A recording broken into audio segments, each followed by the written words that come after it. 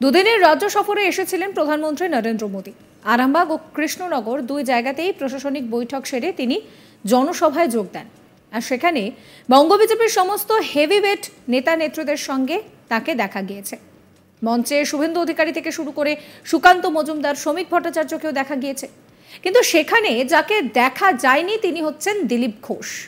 এর আগে দিল্লি থেকে যতবার কেন্দ্র নেতৃত্ব বাংলায় এসে সভা করেছে ততবার একেবারে প্রথম সারিতে দেখা গিয়েছে দিলীপ ঘোষকে। কিন্তু এবার তো একেবারে উল্টোটাই ঘটল। যেখানে খোদ প্রধানমন্ত্রী নরেন্দ্র মোদী তিনি এসেছেন, সেখানে এমন কি হলো, কি কারণ হলো যে অনুপস্থিত রইলেন দিলীপ বাবু? তা নিয়ে কিন্তু ইতিমধ্যেই প্রশ্ন উঠতে শুরু করেছে। হুগলির আরামবাগে যেদিন প্রধানমন্ত্রী নরেন্দ্র মোদী সভা করলেন সেদিন নিজের লোকসভা কেন্দ্রেই ছিলেন দিলীপ ঘোষ। এই বিষয়ে আমাদের প্রতিনিধি তাকে প্রশ্ন করেন যে গত দুদিন ধরে রাজ্যে প্রধানমন্ত্রী, পাশের জেলাতে প্রধানমন্ত্রী, অথচ আপনি কোনো কর্মসূচিতেই নেই, নিজের এলাকাতেই রইলেন, কেন এই দূরত্ব? প্রশ্নের উত্তরে দিলীপবাবু বলেন যে গতবারেও পার্লামেন্ট নির্বাচনের সময় আমি পদে ছিলাম, তখনও তো সব জায়গায় যাইনি। দলের একটা নির্দিষ্ট নিয়ম রয়েছে, এখন আমি শুধু সংসদ, তাই বিশেষ কমিটি থেকে বাদ দেওয়া হয়েছে। এমন অনেকেই রয়েছেন যাদেরকে বলা হয়েছে যে নিজের জায়গায় কাজ করার জন্য। যারা গিয়েছেন তাদের নির্দিষ্ট প্রোটোকল এবং নিয়মের জন্য তারা গিয়েছেন। দিলীপ ঘোষ কি বলছেন শোনাবো। গতবারের পার্লামেন্ট ইলেকশন, অ্যাসেম্বলি ইলেকশন প্রচার হয়েছে, অনেক নেতারা এসেছে। আমি তখন তো প্রেসিডেন্ট ছিলাম, তেমন সব জায়গায় যাইনি, কারণ পার্টির একটা সিস্টেম আছে, সবার কাজ থাকে। এখন আমি এমপি, এই জন্য আমাকে কমিটি থেকেও বাদ দেওয়া হয়েছে যে নিজের এলাকায় কাজ করার জন্য। এবং আমাদের সেন্ট্রাল কমিটিতে বহু এমপি ছিলেন যারা লোকসভা লড়বেন, সবাইকে বলা হয়েছে কি যে নিজের জায়গায় কাজ শুরু করুন, আর আমরা সেটাই করছি। আর যেই জোনে থাকেন সেখানকার নেতাদের লিস্ট তৈরি হয়, সবাইকে সুযোগ দেওয়া হয় আলাদা আলাদা করে সেখানে বসার। যারা প্রদেশের পার্টির মুখিয়া আছেন, আমাদের সভাপতি আছেন, আমাদের বিধানসভার নেতা আছেন, তারা সব জায়গায় প্রোটোকলের জন্য রাষ্ট্রীয় নেতাদের সঙ্গে থাকেন, বাকিরা নিজের এলাকায় থাকেন। শনিবার দিল্লিতে বিজেপির তরফে সাংবাদিক সম্মেলনে বিজেপির প্রথম প্রার্থী পদের নাম ঘোষণা করা হয়। আর তাতে বেশ কিছু রদবদল রয়েছে। তাতে অনেকে থেকে গিয়েছেন, তার মধ্যে কিছু নতুন মুখ রয়েছেন, কিছু পুরনো মুখ বাদ পড়েছেন। তবে তাতে কিন্তু নাম নেই মেদিনীপুর লোকসভা কেন্দ্রের সাংসদ তথা প্রাক্তন বিজেপির রাজ্য সভাপতি দিলীপ ঘোষের। তবে তারপরও তিনি প্রচারে বেরিয়ে পড়েছেন। রবিবার সকালে মেদিনীপুরের সবজি বাজার থেকে জনসংযোগ শুরু করেন। এই মুহূর্তে দিলীপ ঘোষকে নিয়ে একাধিক প্রশ্ন বা কৌতূহল রয়েছে মানুষের মনে। দুদিন রাজ্য সফরে এসেছিলেন নরেন্দ্র মোদী, সেখানে সমস্ত নেতা নেত্রীদের সঙ্গে তাকে দেখা গেলেও দিলীপ বাবু তিনি অনুপস্থিত থেকেছেন।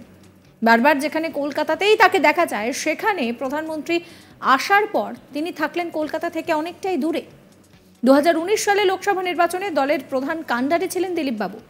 এবার তাকে একেবারে পিছনের সারিতে কিছুটা কোণ ঠাসা হতে দেখা যাচ্ছে। বিজেপির তরফে শনিবার বাংলায় যে 20 জন প্রার্থীর নাম ঘোষণা করা হয়েছে তাতে কিন্তু দিলীপ বাবুর নাম নেই। আর প্রধানমন্ত্রীর সফর অনুষ্ঠানে যে কমিটি তৈরি করা হয়েছিল তাতেও দিলীপ ঘোষের নাম ছিল না। তবে এইসব দেখে মনে করা হচ্ছে যে কোথাও যেন দলের সঙ্গে তার কিছুটা একটা দূরত্ব তৈরি হয়েছে। এ নিয়ে আমার কলিগ শাহজাহানের রিপোর্ট দেখাবো আপনাদের। 2024-এর লোকসভা নির্বাচনের জন্য প্রথম তালিকা ঘোষণা করেছে, প্রার্থী তালিকা ঘোষণা করেছে বলা ভালো বিজেপি। কিন্তু সেই তালিকাতে প্রথম যে নাম, সেই নামের তালিকাতেই নেই বিজেপির মেদিনীপুর লোকসভা কেন্দ্রের প্রার্থী তথা প্রাক্তন বিজেপির রাজ্য সভাপতি দিলীপ ঘোষের। তা হলেও কার্যত প্রচার শুরু করে দিলেন রবিবার সকাল থেকে মেদিনীপুর লোকসভা কেন্দ্রের মেদিনীপুর শহরের একটি সবজি বাজার থেকে। অন্যান্য দিন যেভাবে জনসংযোগ সারেন তার থেকে এই রবিবার সকাল থেকে প্রচার ছিল অনেকটাই আলাদা। মেদিনীপুর শহরে সকালে মর্নিং ওয়াক সেরে চা চক্রের পরই বিভিন্ন সবজি বাজার ও পাশাপাশি এলাকায় ঘুরে মানুষের সঙ্গে লিফলেট বিলি করে জনসংযোগ সেরেছেন। এক পলকে দেখলে মনে হবে লোকসভা নির্বাচনের প্রার্থী হিসেবেই তিনি প্রচার শুরু করলেন, যদিও তার ব্যাখ্যা অন্যভাবে দিয়েছেন দিলীপ ঘোষ। তবে এই মুহূর্তে দিলীপ ঘোষকে ঘিরে রাজ্য রাজনীতিতে একাধিক জল্পনা তৈরি হয়েছে। একাধিক কারণ রয়েছে তার।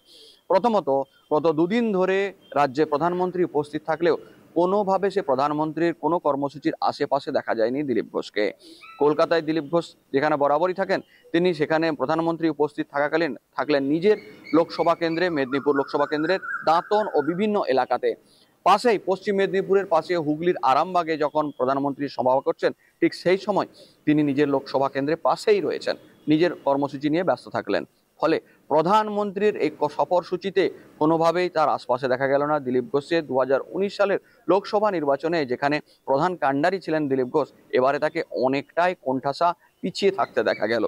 তার সাথে সাথে শনিবার যে বিজেপির পক্ষ থেকে তালিকা প্রকাশ করা হয়েছে প্রার্থীদের, সেই প্রথম তালিকাতেই তার নাম নেই, ফলে একাধিক জল্পনা সংশয় তৈরি হয়েছে, যার জবাব দিলেন দিলীপ ঘোষ। দিলীপ ঘোষ চালাচ্ছেন একটি কমিটি করা হয়েছে এই প্রধানমন্ত্রীর সফরসূচিকে ঘিরে, যে কমিটিতে তাকে রাখা হয়নি। নির্দিষ্ট কারণেই দলীয় সিদ্ধান্ত মেনে তাকে রাখা হয়নি। তাকে যেহেতু লোকসভা কেন্দ্রের প্রার্থী, প্রচারে থাকতে বলা হয়েছে, তাই তিনি যান নাই। যদিও এর ব্যাখ্যা তৃণমূলের কাছে অন্য। তৃণমূলের দাবি এখানে শুভেন্দু গোষ্ঠী বনাম দিলীপ ঘোষ গোষ্ঠীর মধ্যে মতপার্থক্য বা বিভিন্ন কারণেই হয়তো এই দূরত্ব তৈরি হয়েছে, যদিও মানতে তার নারাজ দিলীপ ঘোষ। প্রধানমন্ত্রীর সফরসূচিতে মঞ্চ থেকে প্রধানমন্ত্রী যেখানে বা বিজেপি নেতা নরেন্দ্র মোদী জানিয়েছিলেন যে বিজেপি পরিবারতন্ত্রে বিশ্বাস করে না, যা তৃণমূল করছে, কিন্তু তারপরেই দেখা গেল সেই তালিকায় রয়েছে শুভেন্দু অধিকারীর ভাই, তার এই প্রথম বিজেপির সাংসদ প্রার্থী তালিকাতে, বিজেপির প্রার্থী তালিকাতে, জানিয়ে আবার জল্পনা তৈরি হয়েছে। এই প্রসঙ্গে দিলীপ ঘোষ জানিয়েছেন যে সমস্ত এলাকায় জেতা প্রার্থী বা মানুষ যাদের চায় তাদের প্রার্থী করতে হচ্ছে, যদিও তারা এই পরিবারতন্ত্রে বিশ্বাসী নয়। একাধিক জল্পনা শুরু হয়েছে এই দিলীপ ঘোষকে ঘিরে। সমস্ত জল্পনার মাঝেই তিনি কার্যত লোকসভা নির্বাচনী প্রচার শুরু করলেন মেদিনীপুর শহর থেকে। যদি এই সময় অবশ্য দিলীপ ঘোষের এই প্রচারের একটা অন্যতম গুরুত্ব বা তাৎপর্য রয়েছে, তার কারণ মেদিনীপুর শহরে এই মুহূর্তে মুখ্যমন্ত্রী মমতা বন্দ্যোপাধ্যায় আসবেন বলে তার বিভিন্ন রকম সাজসজ্জা শুরু হয়েছে। তার আগেই মেদিনীপুর শহরে, মেদিনীপুর লোকসভার বিজেপি প্রার্থীদের হয়ে তিনি প্রচার শুরু করে দিলেন। যদিও এই মেদিনীপুর লোকসভা কেন্দ্রের প্রার্থী কে হবে তা এখনো নিশ্চিত নয়। দুদিনের রাজ্য সফরে এসেছিলেন প্রধানমন্ত্রী নরেন্দ্র মোদী। আরামবাগ এবং কৃষ্ণনগর দুই জায়গাতে তিনি প্রশাসনিক বৈঠক করে জনসভায় যোগ দেন। আর সেখানে বঙ্গ বিজেপির সমস্ত হেভিওয়েট নেতাদের দেখা গেলেও দেখা যায়নি শুধুমাত্র দিলীপ ঘোষকে। দিলীপ ঘোষ কেন অনুপস্থিত ছিলেন সেই নিয়ে জল্পনা শুরু হয়েছে। এর আগে দিল্লি থেকে যতবার কেন্দ্রীয় নেতৃত্ব বাংলায় এসেছে ততবার একেবারে প্রথম সারিতে দেখা গিয়েছে দিলীপ ঘোষকে, কিন্তু এইবার একেবারে উল্টো ছবি দেখা গেল। সেখানে যেখানে খোদ প্রধানমন্ত্রী এসেছেন সেখানে অনুপস্থিত দিলীপ বাবু, তা নিয়ে প্রশ্ন উঠতে শুরু করেছে। এই নিয়ে কি বলছেন দিলীপ বাবু আপনাদের আরো একবার শোনাবো। গতবারের পার্লামেন্ট ইলেকশন, অ্যাসেম্বলি ইলেকশন প্রচার হয়েছে, অনেক নেতারা এসেছেন। আমি তখন তো প্রেসিডেন্ট ছিলাম, তেমন সব জায়গায় যাইনি, কারণ পার্টির একটা সিস্টেম আছে, সবার কাজ থাকে। এখন আমি এমপি, এই জন্য আমাকে কমিটি থেকেও বাদ দেওয়া হয়েছে যে নিজের এলাকায় কাজ করার জন্য। এবং আমাদের সেন্ট্রাল কমিটিতে বহু এমপি ছিলেন যারা লোকসভা লড়বেন, সবাইকে বলা হয়েছে কি সাবস্ক্রাইব করবেন আজ তাক বাংলার ইউটিউব চ্যানেলকে, ফলো করবেন আজ তাক বাংলার হোয়াটসঅ্যাপ চ্যানেল।